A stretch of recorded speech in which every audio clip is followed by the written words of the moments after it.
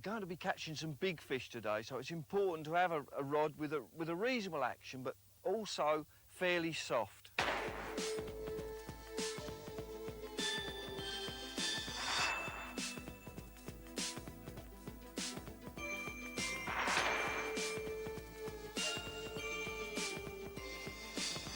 Why do we call them wagglers? Look at it. That's why they're called wagglers. I think it's just a name that's derived from the fact that the float actually waggles. So let's mix some ground bait up. Now that will go straight to the bottom, but after about 5 or 10 minutes it will completely break up. You can hear them going in, nice big flop, straight to the bottom. You know that's getting down then. All round the float. Going everywhere, this one. It's a tench. Lovely little tench. It's 2.5 pounds. There it is. Once you get it on the top, then keep its head up. Just slide it under the net. Beautiful golden tench. That didn't take long to catch.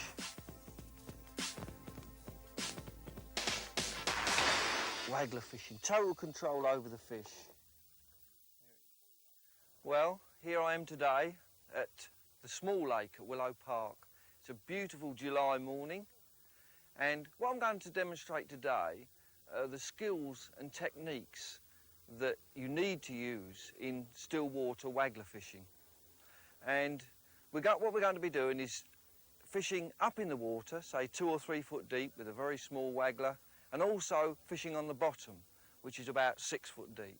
There should be plenty of fish. There's a few pleasure anglers here today and they all seem to be catching. So I think we're really going to be in for a good day's fishing. So what I'm going to do now is actually show you exactly how to set up these 2 various types of wagglers, one for up in the water and one for fishing on the bottom.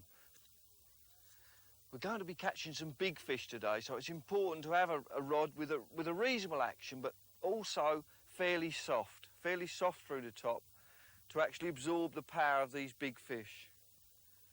Going to be getting a mixture of fish, large and small. So it's ideal to have a rod with a good all-round action. This is a hollow tip, hollow all the way through. I say my own design, a 13 foot. Very light, only weighs 6 ounces. And nice and easy to use. The reels are Browning 8010s. A fairly old design. This reel is about 3 or 4 years old, but one of my favourites because it's got a nice rounded edge on the back of the spool where I can actually break for the big fish. I can actually use my finger on the drum of the reel where it's rounded there to actually break and stop a big fish when it's running. The line is 2.5 pounds. It's not really a heavy breaking strain line, but because I'm using a rod and reel, if I get a big fish I can let it run so there's no fear of it breaking me. You've got to actually match the line up with the size of waggler you're using. We're not going to be using big wagglers today. I'll run through that later, the size of the waggler. So you have to keep this line diameter and the line size fairly small to match the actual waggler that you're going to be using. This is a good idea also, the screw fitting on the reel, which actually fixes it firmly. I think within 3 or 4 years all reel fittings will be like this, so they're fixed permanently on and the reel can't move. It's locked in position. Loads of times when you're catching fish with the ordinary push fittings, they come loose and the actual reel can drop off while you're playing a fish. I don't know why all rod manufacturers haven't got round to putting this sort of fitting on their rods. Just threading up now on this first one, and then we'll pick the wagglers that we're going to be using today. As I said, we're going to be using one on the surface, which is going to be a fairly light one, and a slightly heavier one for fishing down in the water. And then swap between the 2 methods. One of the advantages with waggler fishing is the fact that pole fishing is limited in the actual distance that you can get from the actual water's edge to where you want to fish. And of course with a waggler, where you've got this ability to cast further, you can actually sometimes reach fish which are out of the range of the pole. Also, of course, not everybody owns a pole. I think everybody who goes fishing owns a rod and can easily buy a waggler, so it's a good starter to actually start with waggler fishing before you go straight onto pole fishing. Right, now I'm going to pick this 2.5 pound line is going to be for the fishing on the bottom. For the surface, I'm going to be using an even lighter, a 2 pound reel line, because I've got a smaller float on the surface. I'm going to pick my wagglers.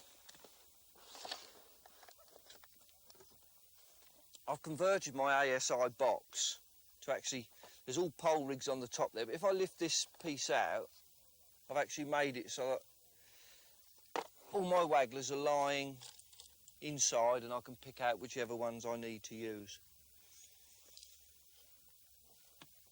Keeps them safe as well. Look how many there are there. There must be something like 200 wagglers there. I've already roughly worked out what I'm going to use today, so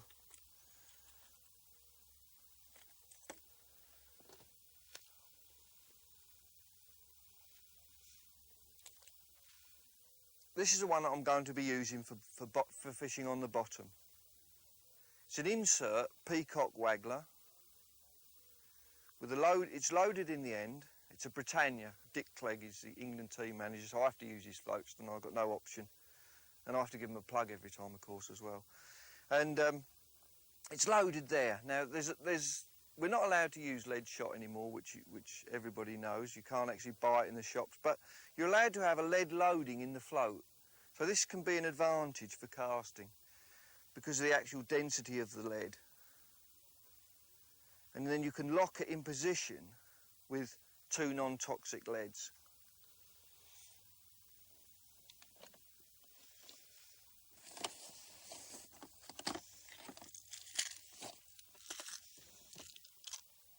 Now this float here is 3 treble A. Roughly half the load will be in the float and the other half will be outside, so possibly something like 2 BB shots either side to lock the float in position.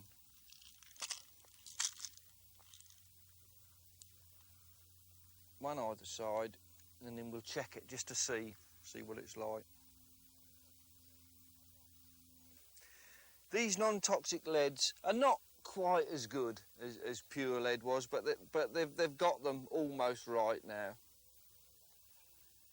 See, they don't hold in position on the line quite as well. So I've just got 2 BB shots on there, and then I'm going to check the float by just putting it in the water. I haven't set any depth yet, but I'm just going to check this just by putting it in the water just to see how the float is balanced. I'm not going to be using too much shot down the line, so I want this float almost to be level before I actually shot up, almost level with this, say just under the orange part there. I want this to, the actual load of the float, I want most of the load to be right in the top end of the float and not down the line. So let's just put it in the water and try it out just to see what that's like. Just drop it in. Right, it's almost there, it's just below the actual insert there. I'm going to have to put another tiny shot around the float because there'll be too much there actually down the line, but it's almost there. That's a little check. Wants another number 4 shot under there, and I think that should do it. Put another number 4. Once again, try it out. As I say, I don't want too much shot down the line, so swing it out and just test it in the water. Oh, yes, that looks okay. It's taking it down. Then I've got a room now to put the droppers on. I'm going to put a little bit of weight down the line because I think we might be pestered with small fish today, so there'll be a teeny bit of weight down the line, but that should just about do it. But it's easy enough to adjust as you go through. It doesn't have to be perfect. So that's the float roughly shotted round the float, and then we need then to add shots down the line and of course put the hook on. And today I'm going to use on this a size 20 hook. It's a Browning 354 with 0-10 line, and 0-10 line is somewhere about 2 pound breaking strain, just below the breaking strain of the main line. But it's a high-tech line, so it's fine diameter for its strength. I always keep all my hooks already tied in little packs. I can keep something like 150 hooks just in that little tiny hook wallet. They're brilliant. Just unroll it. And the hook length is something like 20 inches long. Now the knot to attach the main line and the hook length is a 2-turn water knot. Just a favourite one of mine. It's the strongest knot that you can actually get, one of the strongest knots, and also it's the easiest. You just lay the 2 bits of line together, the main line and the hook length, and it's exactly what it says it is. It's a 2-turn. It's round your fingers to form a loop. You can see that loop. And then you actually pull the hook length and this little piece through twice. Very simple but very neat knot. So it's round, you pull the hook length through the loop, do it again, 2-turn water knot. It's lovely because it's so neat and tidy. And through again, and this little piece as well, make sure that comes through. And there you've got your loop. Just wet it, make sure you wet it, always wet knots. Dry knots are never as strong, and there you are. Just these 2 ends to cut back, and it leaves you an incredibly neat knot, and very, very strong. Don't forget to be very, very careful with your discarded line. It can be a hazard to any wildlife, so always put your discarded line, put it out of the way, somewhere where you can throw it away later. Don't just throw it on the ground, no matter how small, just don't throw it away. There you are. Now I've trimmed that knot back and you can barely see it. Just a very, very tiny, neat knot. That's a 2-turn water knot. Best method of attaching hook lengths to your main line for waggler fishing. Why do we call them wagglers? Look at it. That's why they're called wagglers. I think it's just a name that's derived from the fact that the float actually waggles. I don't know when it was first invented. They say it came from up north somewhere. But the float is actually attached bottom end only. That's the definition of a waggler. And of course that's why. That's its nickname, because when you cast it also waggles on the end of the line like that. Now all we've got to do to this now is put our dropper shots on. This is the shots that we need down the line. And the size of these will depend on the size of fish we're going to catch, how fast we want our bait to drop through the water. Always bear in mind that the lighter that you can fish down this line, then the easier it is for casting. The more weight you've got up in the float and the less weight you've got down the line, then the easier it is for casting. If you start to put big shots down the end of this line here, which is a common fault with a lot of people that are starting to fish, the fact they put too many heavy shots down the line, which are totally unnecessary. You can fish fairly heavy without putting really too big a shots on the line, so you have to be very, very careful on what you do. But just bear in mind, the smaller the shots you can put there, then the easier it is for casting and the less tangles you're going to get, the less tangle-free fishing you're going to have. I've set the depth roughly. I think it's about 6 foot. I've set it to roughly 6 foot or just a bit less, and I aim to use 3 or 4, say number 9 shots. But we need to try it out. We need to put these shots on and then test the float by putting it in the water just to make sure it's sitting at the right level. So I'm going to put these shots on and equally space them. The first shot's something like 15 inches from the hook. This is just a start, and it's on the actual hook length. I'll put that one. I'm going to equally space these shots out. I'll put 4 on there to start and then just check it just to see what it's like. And if there's lots of fish here, we can always pull these shots together. later in the day if we find we're getting a problem with small fish up in the water. Then we can always pull these shots down tight together. But at the moment this is for a sort of a reasonably slow drop through the water.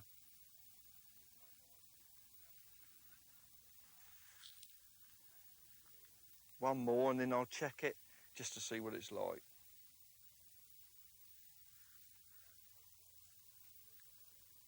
Equally spaced then, but perhaps more down towards the bottom end of the hook. More of the weight down, and I'll probably vary it as we fish today. Now I'm just going to put this back out in the water again and see these droppers take up and see where the float finishes up. Let's just drop that back in. Let's just try it. We'll go in. And you see the float, you see it's about 1.5 inches out of the water. Now you see the shots taken up. Look, bump, bump, bump. See the 4 shots taken up. There's the last one. And the float's just about 1/8 of an inch out of the water, just a little bit shown, enough for you to be able to see. And that's about perfect. So we've got 4 droppers, and we can actually see the distinct movement on each of those dropper shots, so that when if a fish does intercept the bait and take it, then it will hold those shots up. You'll see as we fish later on, but we can actually see, it's important that you see the actual droppers and the action that they put. This is mainly due to the insert, the very thin peacock insert, 4 number 9 shot down, and you can actually see it very distinctly. It goes from sort of over 1 inch out of the water down to 1/8 of an inch, just with 4 shot. That's that one done. So that's already, apart from plumbing up, which we haven't done yet, as I've just guessed the depth, then that's our bottom rig ready to use. To save a bit of time, I've set up the actual waggler for fishing on the surface. And it's basically the same, except the waggler itself is half the size. It's a 3BB waggler, and it's all balsa. The other one was peacock. This is all balsa. Have a look at that. It's an all balsa, very, very slim at the top. It's good for fishing on the surface. 3BB actually round the float. The reel line is £2, just a slightly lighter reel line because the float is a smaller float. So you've got to be careful, match the reel line to the size of the float. Otherwise it becomes difficult to cast. The hook size is the same, it's a 20, Browning 354. And the actual hook length is the same, it's an 010. And on this I've just put 1 shot, 1 number 9 shot, around about 9 inches from the hook. There's the shot. That's 9 inches. It's sort of on the bottom half of the line once again. If I get hold of the shot and the hook, you can see it falls below the actual float itself. This will stop it from tangling. If you tend to put that shot up closer to the float, you've got more chance of getting tangled. So there's only 1 shot down the line. This is for fishing on the surface. But basically the same, it's a waggler, it waggles backwards and forwards, and it's attached bottom end only. Right, we're ready to fish. Now this one, we don't need to set up, we don't need to plumb up at all, just need to make sure it looks okay on the surface of the water. But I've set it to about 2'6" deep. Now I'll probably fish that later on the day as the fish come up in the water. Seeing as it's such a lovely warm day, I'm pretty sure they'll be tending to do that today. So we're ready to go. Both rods are set up. We're ready to start waggler fishing. All we need to do now is get the tackle box, the bits and pieces in place, our bait and such like, and mix our ground bait as well, because I'm going to put a little bit of initial feed in. And then we'll be ready to start fishing.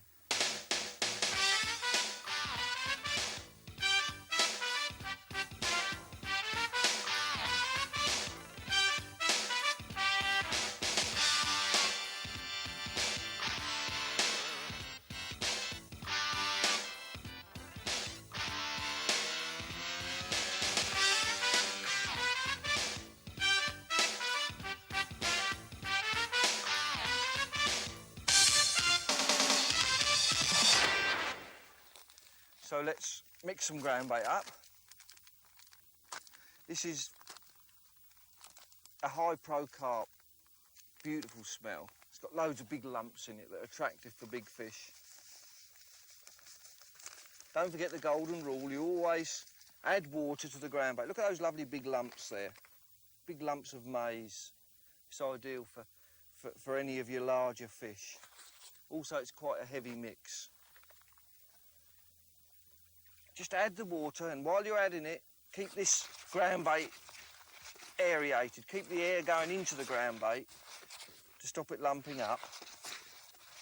Now, because this ground bait is so coarse, it's got these big lumps of maize in, then this is a sort that you don't need to riddle afterwards, obviously, because you riddle out all the goodness.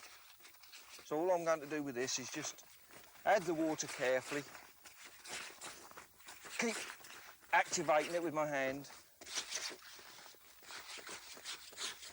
But this is a good sticky mix, this one. Nice ideal for throwing in a few balls, because if you squeeze them, they go rock solid if you want.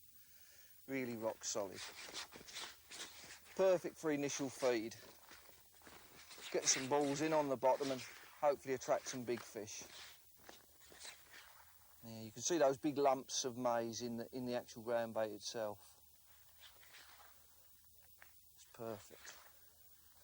Be careful with this, because as with all these continental ground baits, they do tend to, after you've added some water, they do tend to dry out a little bit. So sometimes it's advisable to leave it for 2 or 3 minutes just to make sure it hasn't dried out, and then if it does, just add a little bit more water.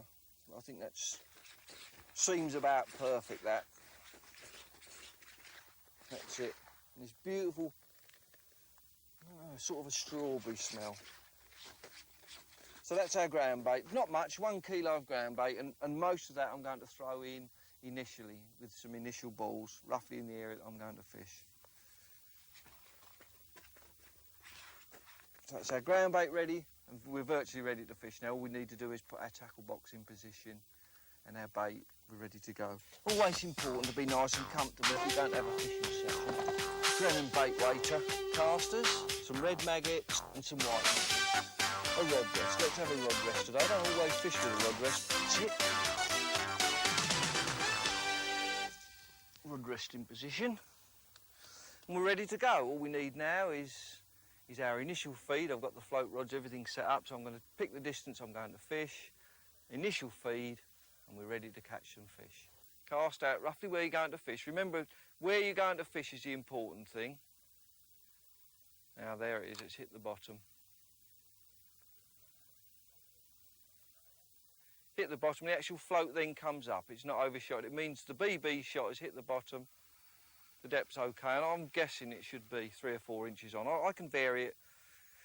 As you're fishing, as the fishing session goes on, you can adjust it to suit. You can do different things. Sometimes you need to lay more line on the bottom to get bites. Other times you need to shallow up. So it's only a rough guide.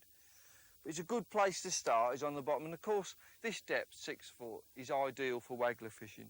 If you're talking something like 14, 15 foot, then it becomes much, much harder.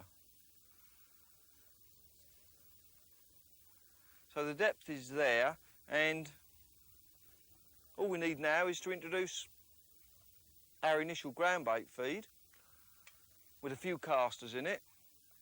I'm going to cast the float roughly in the position that I need to fish, and then use that as a marker buoy. Use the float itself as a marker buoy, if the ducks will get out of the way. Oh, that made that one hurry.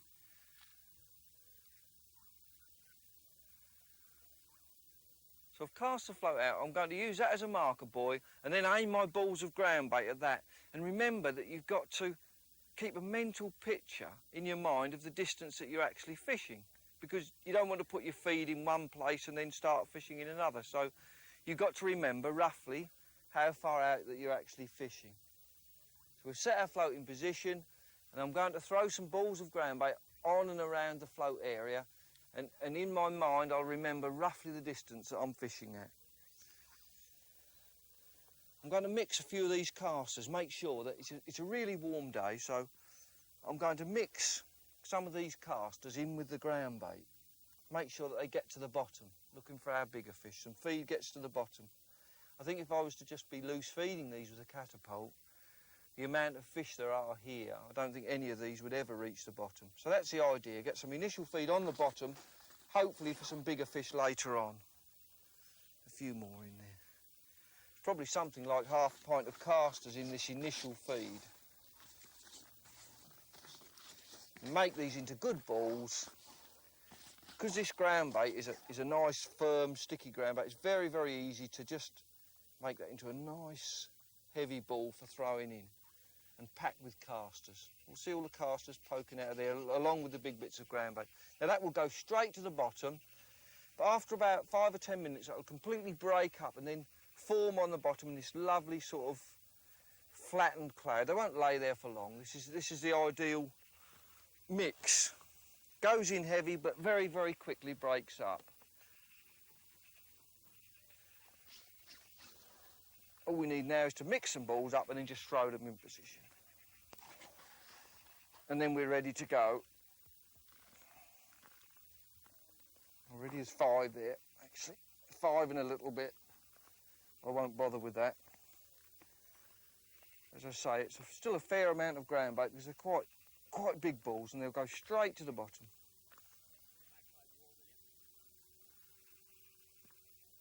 Well, it sounds like a couple of magpies are having a fight over there. I think if you see 2, it's okay. If you see 1, it's unlucky, but if you see 2, it's okay. We're ready to go.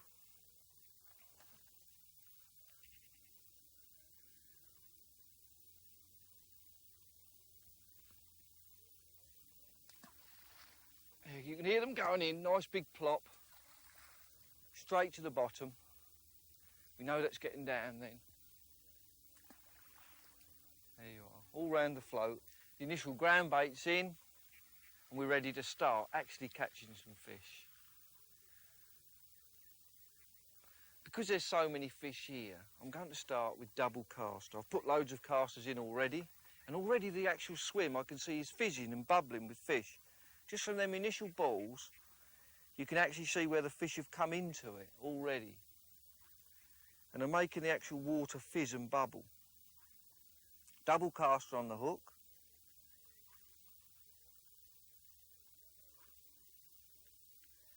And I wonder how long it'll be before we get our first bite. Not very long, I shouldn't think. Remember to cast where you've actually fed. We'll go a little bit more into the techniques of casting later, but just let's see if we can catch some fish first. Get some fish feeding.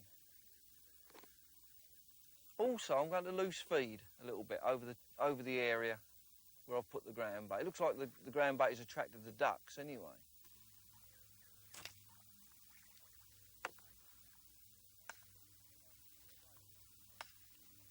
They like casters as much as the carp do. And tench.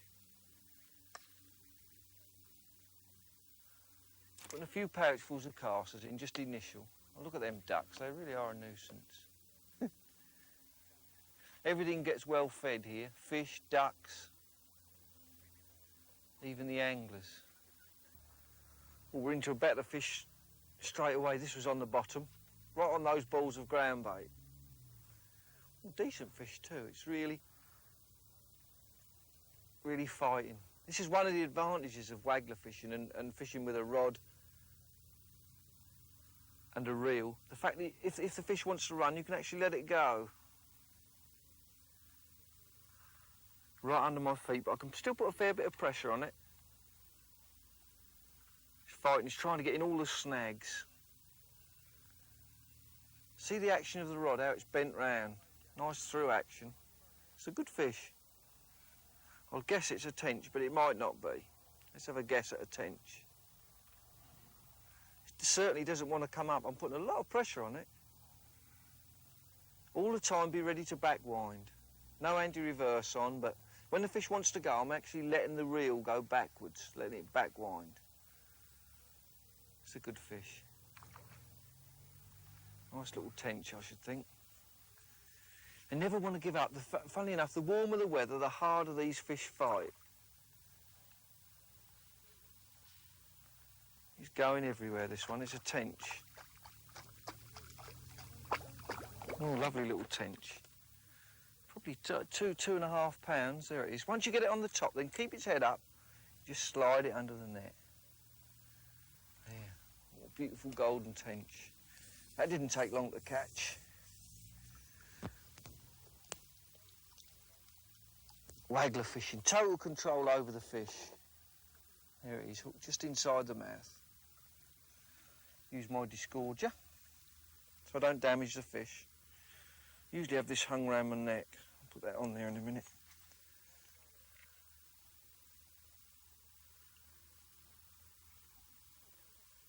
Just keep the line tight and just... Where are we caught? They've got ever such sort of meaty mouths, these tench, sort of real thick lips. You don't often lose them once you hook them. There you are. It's a beautiful fish, look at that. Lovely. Lovely waggler fish, 2 pound tench. Carefully into the net. Well, that was good, double cast on the bottom. Had to wait a little while for the bite, but when it came, it was a good fish. We'll try that bait again, obviously a good combination.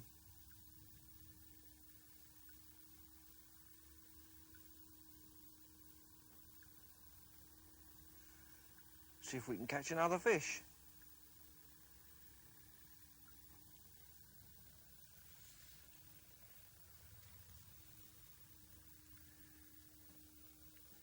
Remember, try and keep the cast in the same area. Watch this technique of actually sinking the line. What I do is I put the rod tip in the water and then give a sharp flick down and then come up again, down to the right and then come up again. The actual pressure of you doing that pulls all your line under the water and it leaves the float in the same place. It doesn't pull the float towards you. So the line's sunk under the water. There's a bit of a drift on the top here. You need to cut your line through the water so that the float will stay still. If you leave your line on the top, then it will get towed through with the wind and make the bait presentation unnatural. Have a little pouch full of casters.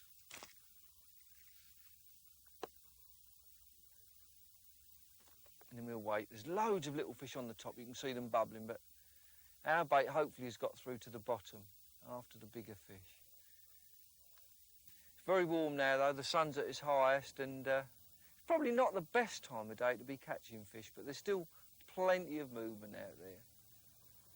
Still lots of excitement, I think. The swim's still bubbling. It's just a matter of waiting until a fish comes along and finds your bait. Keeping the bait in the same area. Also working the bait, a bit of movement, a bit of twitching on the reel. With fishing, you've always got to be doing something. If you want the swim to be really active, you've always got to be working all the time. There's another fish. It's only not such a big one. Oh, this is a different fish. So it's nice sometimes to have a change. It's a little skimmer, this one. You can tell by the way they fight. Skimmers, these little, well, we call them skimmers. They're small bream, actually. They don't fight as much as a carp or a tench would of equivalent size. But they're a lovely little fish to catch. That's in good condition. Only a small one. It's only about 10 ounces, this one, I think. Just a very small bream, but once again in good condition. Look, the hook's flicked itself out of it. Little skimmer. Lovely, beautiful little fish, though. And that actually took when I actually twitched the bait. I gave the bait some movement, and that's what made the fish grab hold of the bait. It's what you've got to be doing all the time, working the bait. Even with wagglers, you could be forever working it. We've got a digger working here today. It's actually transferring some rushes from one side of the lake to another. Part of this lake is going to be taken with a new road. And what the actual council are doing, and they're transferring some of the rushes from one side to the other. That's what he's doing today. So it's all in a good cause. It's brilliant here, really, because this now I can actually see where all my ground bait is. I don't have to have a mental memory of it because the swim's actually bubbling and fizzing, so you know exactly where the ground bait's gone in and where the fish are feeding. Bubbling all the time. Remember to keep feeding. You must, no use sitting back and just waiting. Put some feed in. Get ready for catching the next fish. You've got to keep them interested, especially in the summertime like this. They're feeding a lot. You need to keep this activity going in your peg.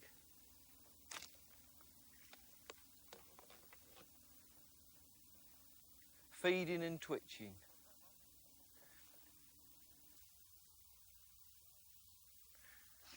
Trying now to get these fish down on the bottom by putting in little balls of hard ground bait, just to try and make the fish go down as opposed to loose feeding. When I'm loose feeding, there was a load of fish coming on the top, and I'm just trying to get them to go down. The actual swim is fizzing like a jacuzzi, absolutely fizzing with fish. Also still odd ones topping after the bits of ground bait that are left on the surface. My bait's down there just waiting for these bigger fish to move in. I'm on double caster now. It's usually a good bait for the bigger fish. Sometimes you might have to wait a little while, but it's usually worth it. Yeah, the swim is really fizzing. I've experienced this before sometimes, though, loads of fizzing, and it's difficult to get bites. I don't know what causes it. Also flicking a few maggots down the edge. Maybe a chance to catch some bigger fish there later.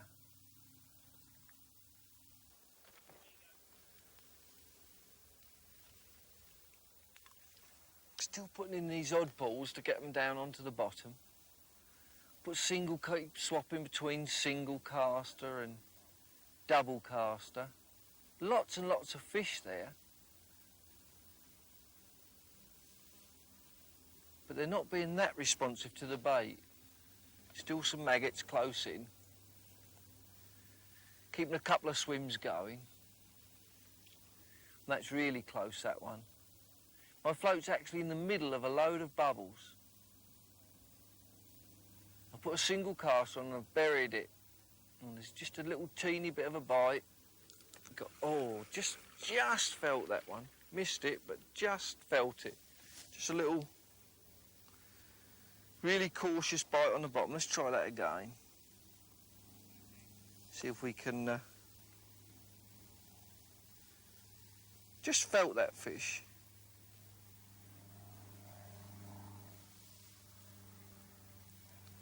I'm actually burying the caster right into the hook.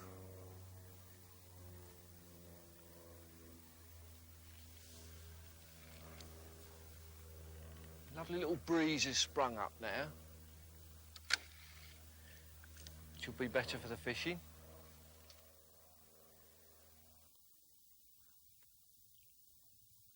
I think I'll just change over to that surface waggler, because as I've been feeding a few maggots down the edge, just seen some better fish boiling and topping. So let's just try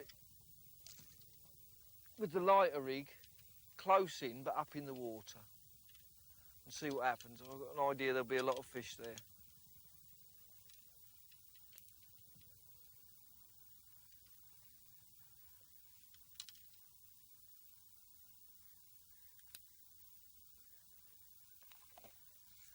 Yeah, as I've been flicking those maggots in, I've seen fish actually topping. We'll leave that swim out there, there's got plenty of feed in it. Put 2 maggots on and then try this surface swim.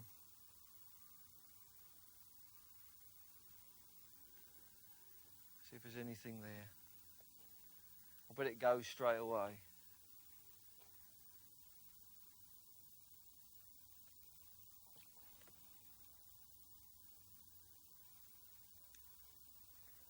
These fish are crafty though, they know which bait's got the hook in. You have to try and fool them.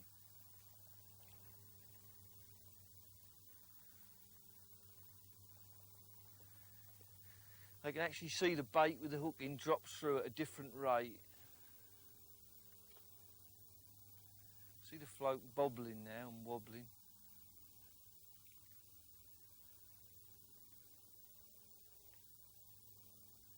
there's plenty of fish in the area.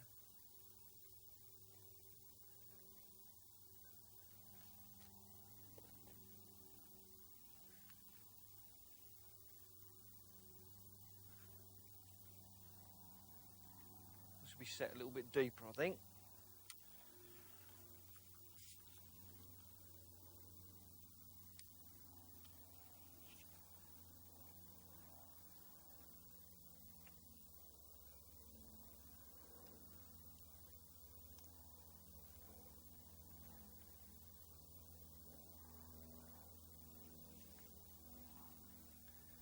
Try that. Ooh, straight away, it's only a small roach. Flew off, but I'm sure there's some bigger fish underneath them. That's what usually happens. The small fish are there first, and then you get some bigger ones coming afterwards. Let's go back again. Let's try that. Flick a few maggots in.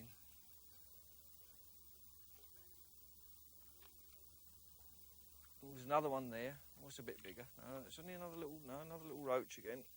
Oh, there's lots of these there. Right under the water where I'm flicking those maggots.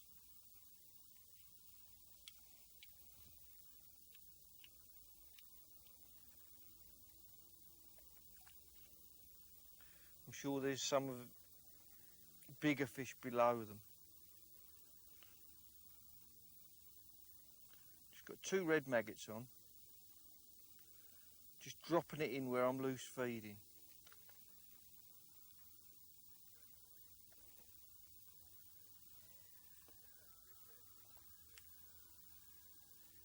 It's swirling now. Swirling close in.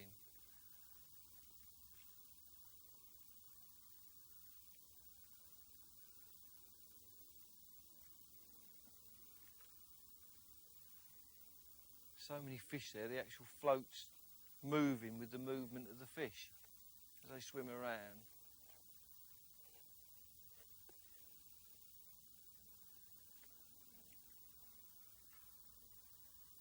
That was another good bite. I missed that one. Famous last words.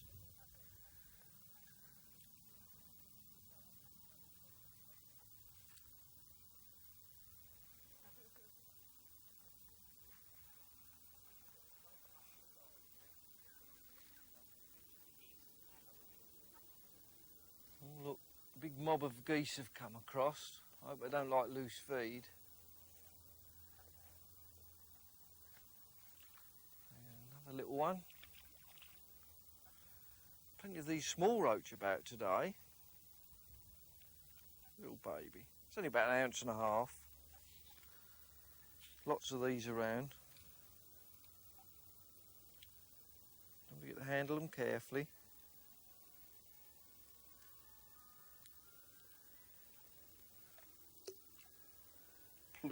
Lovely little plop as it drops in the net. Matchman's delight, that is, hearing that plop.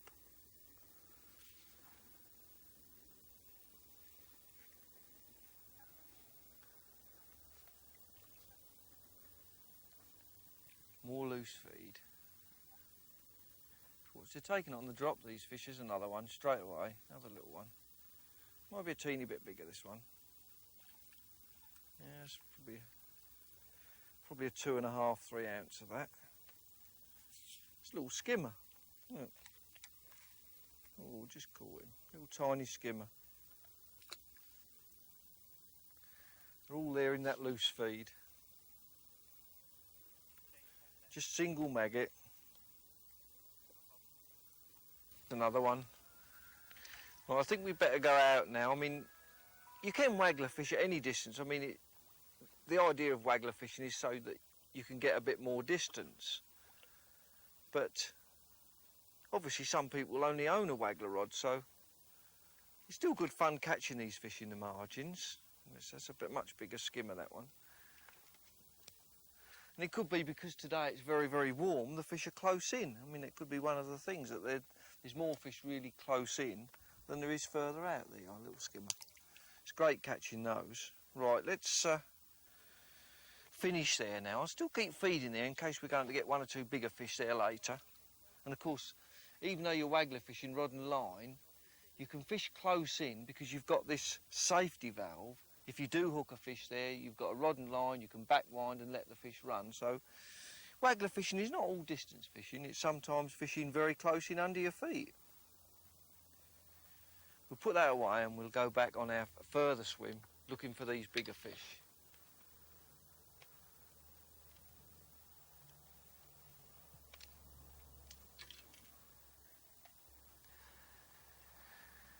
And I think we'll start with single caster. We'll have a go with single caster and see what that produces.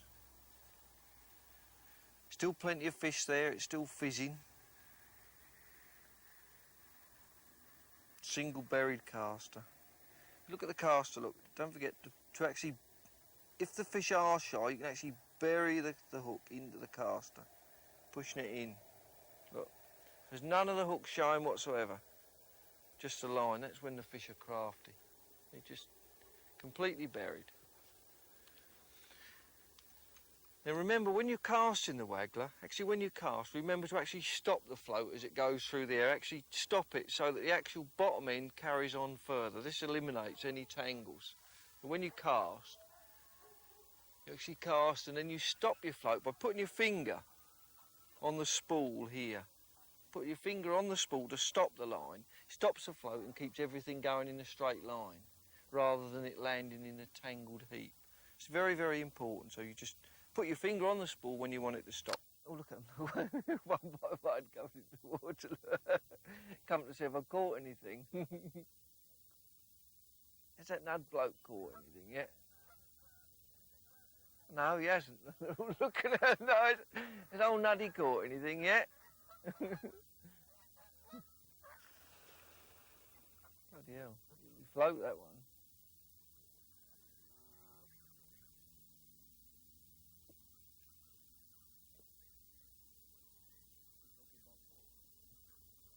Oh, look at the geese. Look, they think I'm feeding them, not the fish. They'll definitely disturb your swim. They certainly don't hurt the water, though. Beautiful looking things. There's a fair family of them there. Looks a bit upset because I'm here. Don't know why. They're off. Oh, this one's going. It's taking some line. This is when you get the advantage with the reel. You can actually back wind. Get ready for that fish to go. Don't forget, the anti-reverse is off. It's a nice fish. Nice fish this. So the anti-reverse is off. So when that fish wants to run, be ready to back wind. Let your reel go backwards. There you are, and you let it go backwards there. It's going backwards now as the fish runs, and then come forwards. Bring the fish towards you. It's making a nice swirl, this one. Got a lovely soft action on that rod. It's bent over almost double as it's going through. Yeah, that paid off. That was double caster, that one, on the bottom, over the ground bait. I should say this is probably another nice tench. The feels of it. It's bigger.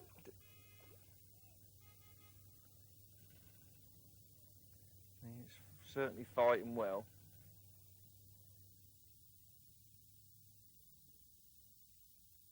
Spinning round. You never want to give up these fish. Lovely, all action. This is some of the thrill of fishing. You're actually playing the fish. There it goes. Look, I'm back winding now. Giving it some line. Also putting a fair bit of pressure on it. Oh, it's a nice tench by the looks of it. Oh, it's a lovely big tench. Biggest one today, I think this. Definitely. Just cooling down a bit now, the afternoon, and I think this is a sort of time of day when you expect these fish to come on.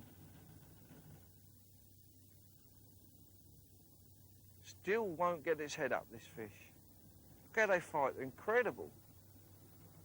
I've got my finger just on the bail arm to hold it, just to stop that reel going round so I can still put pressure.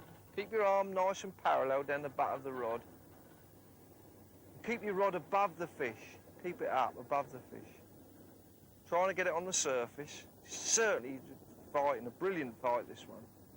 It's a lovely tench. It's probably £3 or more, I should think. the way it's fighting. I'm actually putting loads of pressure on it. I cannot get his head up.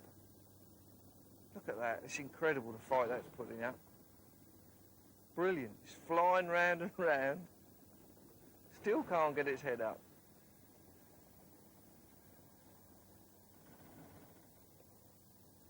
Just try now. Give a little bit more line.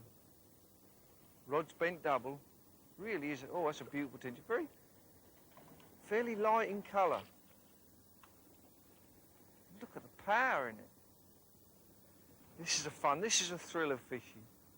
Here it comes, look at that. That is a gorgeous fish. You can see just already the lovely light colour in it. Safely in the net. That's a beauty. So it was worth the wait, that one. Lovely tench, about £3 or more probably. Probably £3 to £4. Look at that. Very light in colour, beautiful fish. Hook just, look at the hook, just inside the lip, on the outside, just on the lip. It'll come out easily. But they're crafty fish. Look at that, eh? Lovely tench. That's a beauty. Beauty of waggler fishing. Lovely fishing, under control all the time. Put them in the net. The double caster again. That seems to have been the most successful. Single maggot and such like for the smaller fish, and double caster for the bigger ones. Remember the cast, right? Bail arm over, finger on the spool of the line itself, and then hold the rod upright, and then once you've cast, just stop it with your finger there on the spool as it reaches, or just past its destination, because you want to sink the line just with a flick and come in over your baited area. A nice little sequence of events, really. Keep everything smooth and easy, and another little ball of ground bait, and then we'll wait again and hopefully catch another one. Another little ball of ground bait. Oh, it's lovely. Another one of these big fish. Just patiently waiting now to actually get these fish into my peg. Put a lot of pressure on this one as well. It doesn't want to come up. Really fighting. This is lovely. I think once we get this one in, I think we've caught loads of fish, and as long as I get it in the net, I think this will be our last fish of the day. It's been a brilliant day's fishing. This probably might even be the biggest one of the day, the way it's fighting. Watch the reel all the time. I've got my hand on the handle ready to back wind. Keeping the fish. That's it, lovely. Rod's almost bent double. That's the advantage of these carbon fibre rods. Tremendous amount of strength, but still very supple. There's a fish. Where is it? Where is it? It's going everywhere. I'm trying to keep it out of these rushes. Lovely. It's an incredible part of fishing this. The actual fight. Now I'm really putting a load of pressure on this fish and I can't get its head up. It'll be a half decent fish, I think. Maybe it's a carp. No, I should think it's, by the way it's fighting, it'll be a tench. Odd little splash. Oh, look at that going. Still can't stop it. So remember to back wind. When that wants to run, let the fish run. Don't hold it. You'll only break your line. So when it wants to run, just let it run. Steer it. Keep it away from obstructions. That rod's bent double now. Oh, it's a beautiful tench. Yes. Look at it fighting. Just get its head up and then you can land it. Don't try and land it until you get its head up out of the water. This is a big one. This will be the biggest of the day, this. Oh, lovely one to finish up with. Got his head up now. Once you've got his head up, then you can land it. Then slip the net. Just keep the fish's head up. Slip the net right under it. Nice and gentle. You can see the caster hanging halfway up the line and all the slime down the line. Look at that. That's a lovely fish to finish the day with. fat as butter, that one. Look at that. That is a heavy fish. Doesn't look it, but it really is a stocky fish. Hook just inside the mouth again.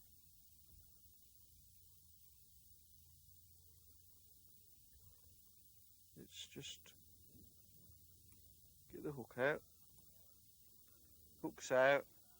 Look at that. That really is a lovely fish to finish up with. Be very careful how I hold it. Let's see how they flip. Well over £3. A beautiful fish. Look at that. Let's have a look and see what we've caught.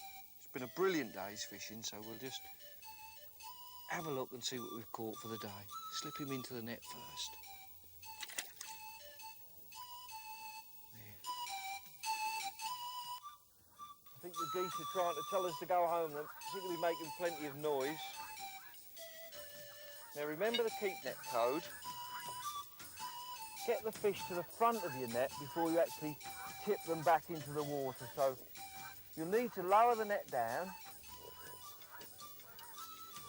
pick the net up from the bottom end and let the fish come to the front end while they're under the water.